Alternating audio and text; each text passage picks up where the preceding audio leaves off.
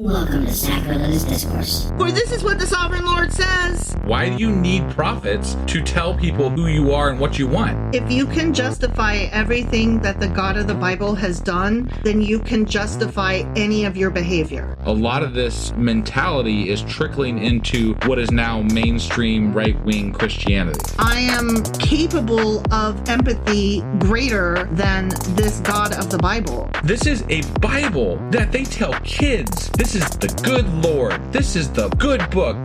He is fantasizing about murder, mass murder. Head over to sacrilegiousdiscourse.com right now to find out how to leave us a review or support us on Patreon.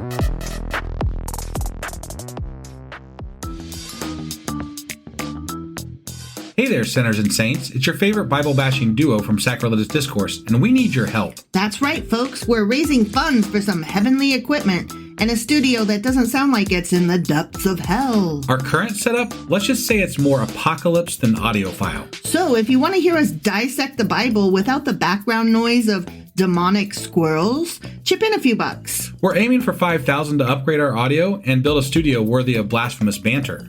Donate today and help us spread the good word of atheism. You can find a link right on our homepage, sacrilegiousdiscourse.com. Every dollar counts. Even if it's from your collection plate.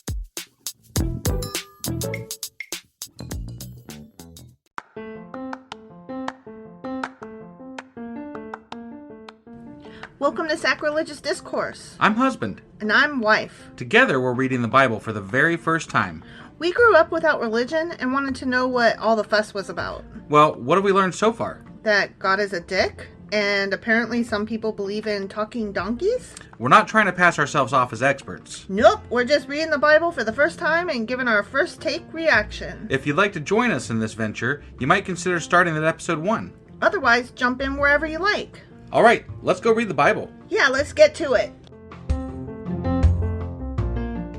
Husband! Wife! Do you remember what happened yesterday and where the hell we are today? Well, we just got done reading Jeremiah chapter 19. We sure as fuck did. When in that chapter, it was Jeremiah, let's see, he bought some clay. And, Did he? Yeah. And then he brought like a bunch of people together and he shattered it in front of them. Oh, that's right. Yeah. Yeah. It was a flask. Yeah, that's right. Yeah. It was a flask. That's right. And he was demonstrating what God was going to do to them, basically. Because, Jeremiah likes to spread good news, right? No. Oh, right. I'm sorry. I'm confusing him with nothing else in the Bible. Yahweh is gonna get ya. Yahweh is gonna get ya. Yeah. So anyway, he was telling them how they're all going to die horrible deaths and they need to stop doing bad shit or God's going to get them. And it's the same fucking shit in every chapter of Jeremiah so far. Mm-hmm. Before we move on, though, yes. I do have an apology to make. You are the sorriest. I feel like I always have apologies. Mm-hmm. But much like Nirvana, I'm all apologies. Yeah. That was a good one. Right. What are you sorry for this time? Well, I'm sorry that we are using a new computer and audio got fucked up last night. It did. Bad. I didn't know it till you came in from work and ran to the computer. Yeah. And you were like, "Oh, audio sucks. I have to fix it." It's the worst because I don't find out until the next day when I check our audio by listening. Mm-hmm. And then I'm like, oh shit, I got to go all day and everybody's going to be not listening to the correct version of this because it sucks. Yeah. This is a bad copy. Yep. So I apologize for that. If you guys missed it, I did fix it. So it should be better today. If you go back and listen to it. If you skipped it because you were like, fuck if you were this, like, what the I'm fuck out. is this shit? Yeah. But yeah, it's there. It should be fixed now, hopefully. At least on some platforms, it definitely will be. Mm-hmm. And yeah, anyway, that was Jeremiah chapter 19 that we read yesterday. That with you couldn't hear. The shattering of the flask and the, telling everybody they're going to die horrible deaths. Mm-hmm. Which means that today we're getting into Jeremiah chapter 20. All right, let's do this. Okie dokie.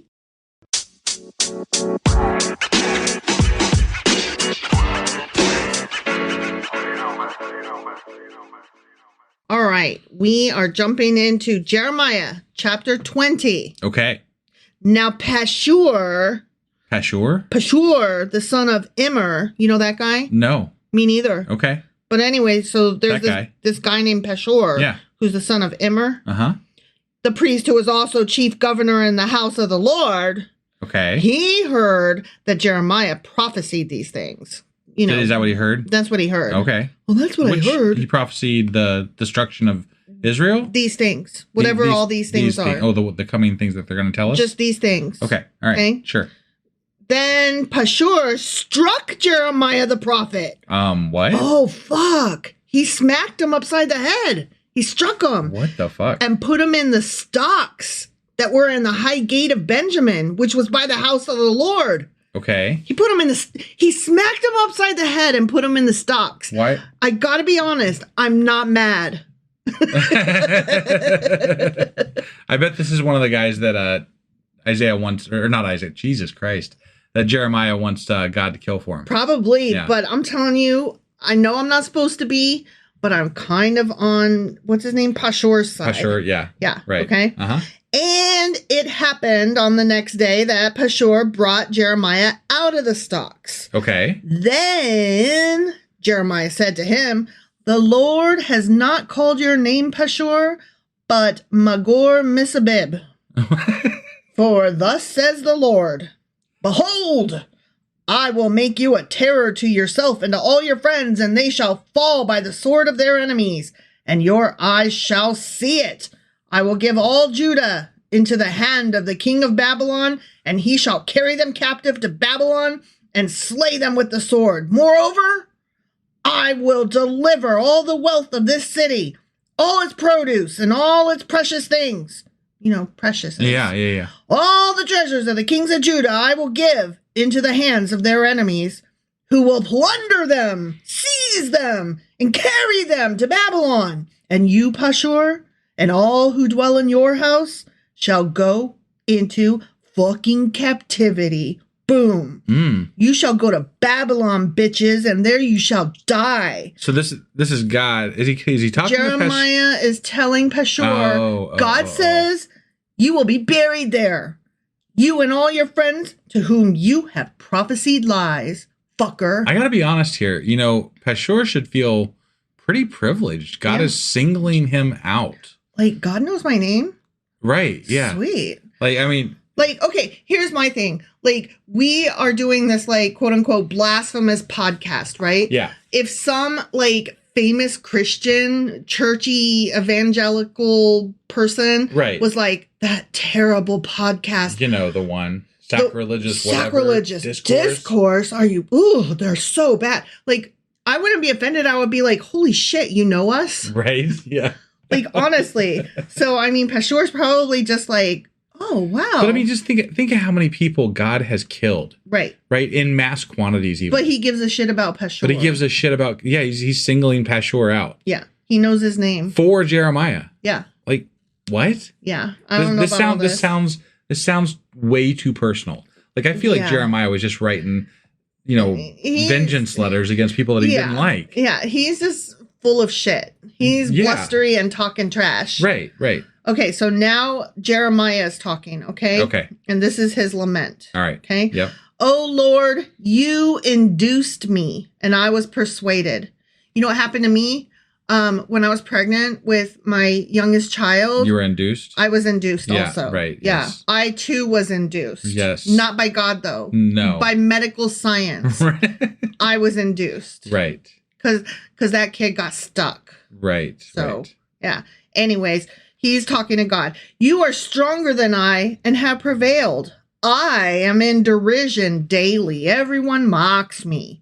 For when I spoke, I cried out. I shouted, violence and plunder, because the word of the Lord was made to me a reproach and a derision daily."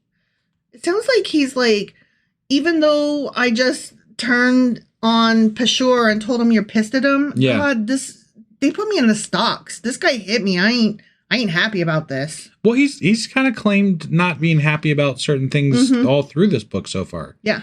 And it it borders on like almost rebellious nature with regard to God, because the way God responds to that stuff in previous books is not good. He's been putting his thumb down on, been like, I'm bending you backwards. Are you sure that's what you wanted to say? Right. Mere human. Yeah. Okay, so Jeremiah's continuing. Then I said, I will not make mention of him nor speak any more in his name. But his word was in my heart like a burning fucking fire, shut up in my bones. I was weary of holding it back, and I could not. So God made him talk. Yeah, he couldn't bite his tongue. He didn't want to. Yeah. But he had to. And it wasn't a mental condition either. It was totally God. It sounds more like a mental condition, though. Right. And see, I can relate to that because there are times when I literally cannot be quiet. Right. And I have to make noise or speak because I have a mental condition. But you don't blame it on God. I don't blame it on God. I know that there's a little piece of me that's not quite like the others. For I, Jeremiah, heard many mocking, fear on every side. Report, they say, and we will report it. All my acquaintances watch for my stumbling, saying, perhaps he can be induced. Then we will prevail against him, and we will take our revenge on him. Oh, okay. But the Lord is with me as a mighty awesome one, capital O. But they got you in the stocks, man. Well, doesn't matter. Okay. God is with me. All right. Therefore, my persecutors will stumble and will not prevail. Oh, we're back to loving God again. Okay. Okay. Perfect. Jeremiah continues, they will be greatly ashamed, for they will not prosper. Their everlasting confusion will never be forgotten. Prum. It's so another thing that's kind of like he was asking God to kill these people before, right? Mm-hmm. But now he's saying that they're just going to be held captive in Babylon. Yeah. So it just depends on the day, depends on the guy. Yeah. I'm not sure. Okay. Again, all the waffling, it's so confusing. Right. Okay, he's continuing. But, O Lord of hosts, you who test the righteous and see the mind and heart, let me see your vengeance on them. For I have pleaded my cause before you. Mm-hmm. Sing to the Lord, praise the Lord, for he has delivered the life of the poor from the hand of evildoers. Wait, he's literally been talking about getting vengeance against the people that are treating him like shit. Mm-hmm. And now then he's tossing the poor and the what? Yeah. Like that you're trying to make this sound like a godly sermon when really it's just a vengeance. Personal revenge. Right. Yeah. Kill them. Oh, also you're really great and thank you for taking care of all the homeless. Yeah, good job, man. Yeah. Cursed be the day in which I was born, says Jeremiah. Jesus. Here we go again. This guy is something. He's all over the place. Yeah. He ain't right. That's what I'm here to tell you. Definitely, I am really picking up on why people didn't like him. Yeah. Let the day not be blessed in which my mother bore me. Yeah, fuck that bitch, right? I hate it when my mother got pregnant and gave birth to me. Ugh. Like, he doesn't even want to have been born now. Like, I mean, Job went through the same fucking thing. Yeah, that's true. It's just, I don't know. But you know what? Job had literally everything stripped from him. And, like, you know, like, he did go through some shit, right? Yeah, this guy is having people pick on him. Well, he did get slapped and put in the stocks. He's having people pick on him. He did get made fun of.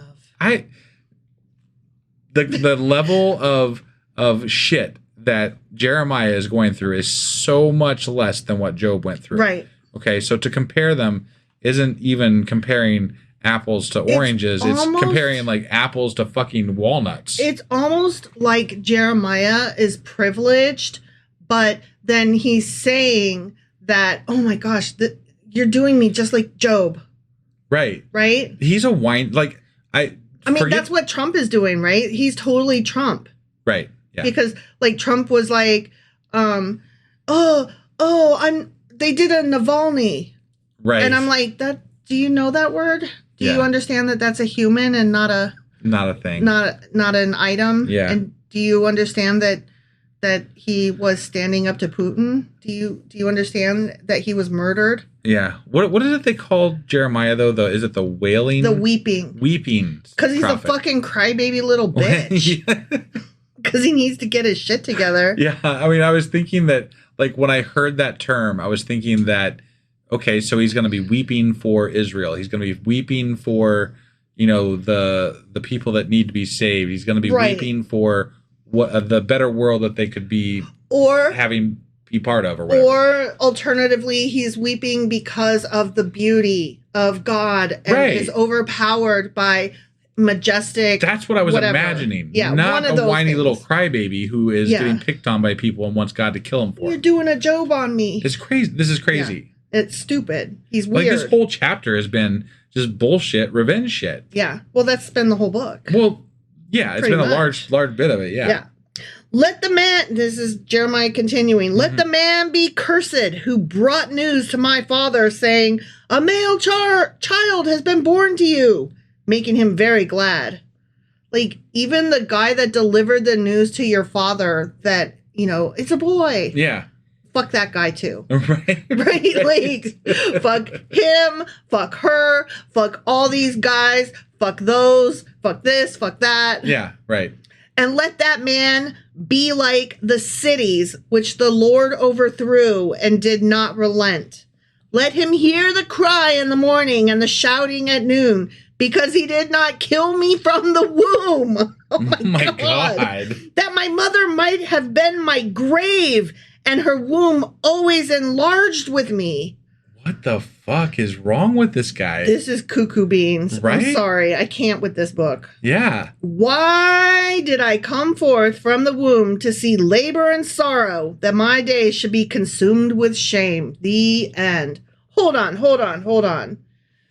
You are trying to act like the reason you're upset is because, oh, look at all the labor and sorrow of my people.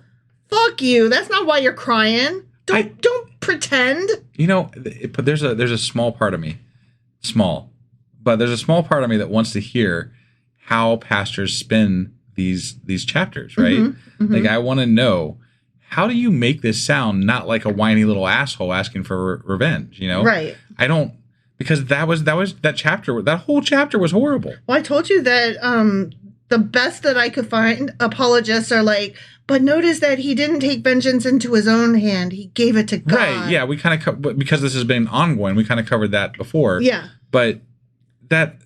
Like, you had it in your heart that you asked somebody else, can you please kill them for me? They're making me so sad. Yeah. Like, literally, you want them to die. I'm really struggling with why this is even in the fucking Bible. I feel like they should have cut out a lot of this personal vengeance bullshit. Yeah.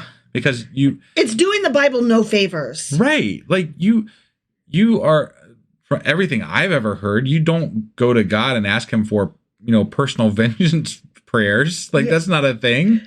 You don't pray for other people to be harmed. That's not how you do that, right? It's kind of left out of all of the lessons that we've ever heard secondhand. For sure. And this is all this guy's doing. So what I'm getting out of this is that when I'm really pissed at somebody, I can pray that they die.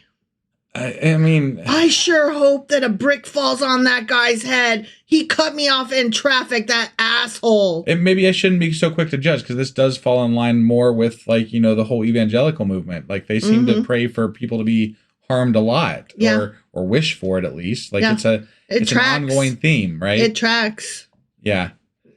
I don't know what else to say about this. This is... I'm getting really...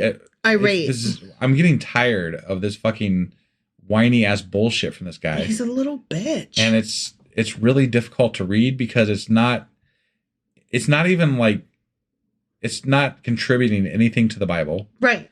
It is literally just this guy's little petty hit list that he's talking about. Mm-hmm. And who cares, man? I mean, the dude walked up to him, Peshur walked up to him and was like, you need to stop talking all of this negativity. You are bad for morale. Shut the fuck up. Which is kind of what we were talking about the other day. And so Jeremiah kept going. And so Peshur said, man, I told you to stop. And he slapped him upside the head and locked him up and was like, maybe this will make you think twice. Yeah. Shut the fuck up. And then as soon as he gets out of the stocks, he's like, nope, I'm still talking trash. Right. But again, kind of like Trump was told, to stop talking about E. Jean Carroll. Keep her name out your fucking mouth. And he can't. Right. And they already took so much money and fined him so much that he probably can't even liquidate enough to pay. Right. And he's doing it again. Yep. He cannot keep her name out his mouth. It's true.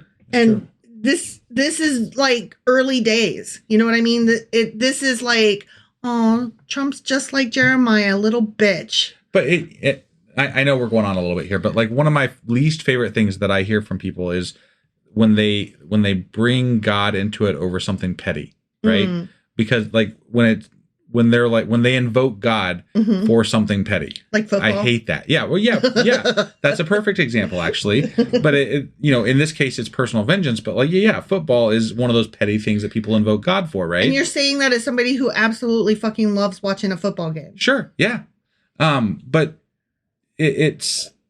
I can't. This whole last few chapters have been nothing but petty requests from this prophet. Yeah.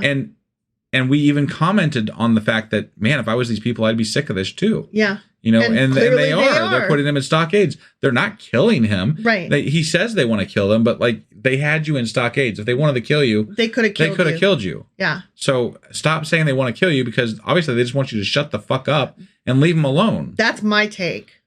And you know what? Maybe you're 100% right. And maybe doom and gloom is on the way. Right. You know what? Shut up about it anyways. Yeah. They have spoken. They don't want to hear your shit. Shut the fuck up. Now, he does say that God is, telling him to say these things and that he has to keep doing it. And he's kind of getting mad at God for making him do these things, right? So that's the pitch that we're getting, right? But we're coming from a standpoint of God doesn't exist. Right. So this guy's just a nut. Crazy and a nutball, and he's not right. Yeah. He just needed some Lexapro and Wellbutrin. Right. Yeah. And I know that because that's what I take. Yeah, that's what Not making fun of anybody with mental health issues. Understand? No. Like, I legit have mental health issues of my own, and I'm on medication. I am throwing some terms off that are probably not quite correct. With regard to calling him crazy or a loon. So I do apologize for that. And I get a little carried away when we're talking about these people in the Bible. Yeah. And, same. We could have a whole other discussion and a whole other podcast probably talking about the mental health issues of the people in the Bible and how they probably needed to be treated. That could actually be interesting. Yeah. But yeah, regardless, this guy's he's got something wrong with him. He's got a screw loose at the very least. He ain't right. I'm telling you. All right. We've talked about how much something's not right with Jeremiah for quite a bit now. So why don't we go ahead and wrap this up? That was Jeremiah chapter 20. Sure as fuck was. And today is Friday, which means that we'll be back tomorrow on Saturday with... That is Saturday. And Saturday is Q&A Saturday. Husband's laughing at me because I couldn't remember the tune. I set you up so easy for that one. You did, but I was like, I'm going to lay this out for wife because, I couldn't remember. No. And then on Sunday this week, I think we're doing a... Patreon. Got that one. All right. And then I will get the weekly wrap-up done and out. And then we'll be back on Monday with... Jeremiah chapter 21. All right. We'll see you then, guys. Bye.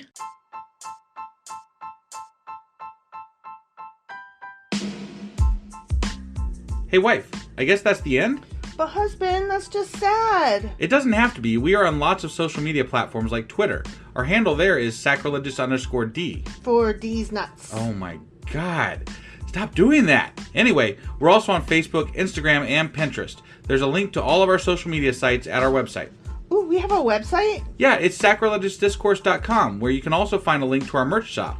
We have a merch shop? Yep, we have podcast-themed clothing, mugs, notebooks, and more, as well as an atheist and science-themed products. Wow, our fans should really go check that out right now. Definitely. They can get in touch with us by sending an email to sacrilegiousdiscourse@gmail.com. But before they do that, we could really use some help. Oh yeah? With what? Well, it's not free running the podcast, and we need some financial support in order to get better equipment, which will free up time so we can concentrate on our podcast and our fans. Okay, so what should they do? Head over to patreon.com/sacrilegiousdiscourse and sign up as a contributor on our podcast. Supporters there receive additional bi-weekly episodes that we record just for our Patreon members for as little as $2 a month. Also, we'd really appreciate it if you would like and subscribe on whatever platform you're using. And Apple Podcast reviews help us out tremendously. Like and subscribe. Leave an Apple review. Join us on Twitter. Support us on Patreon. That's a lot of instructions. Don't forget to say thanks. Thanks. Okay, bye.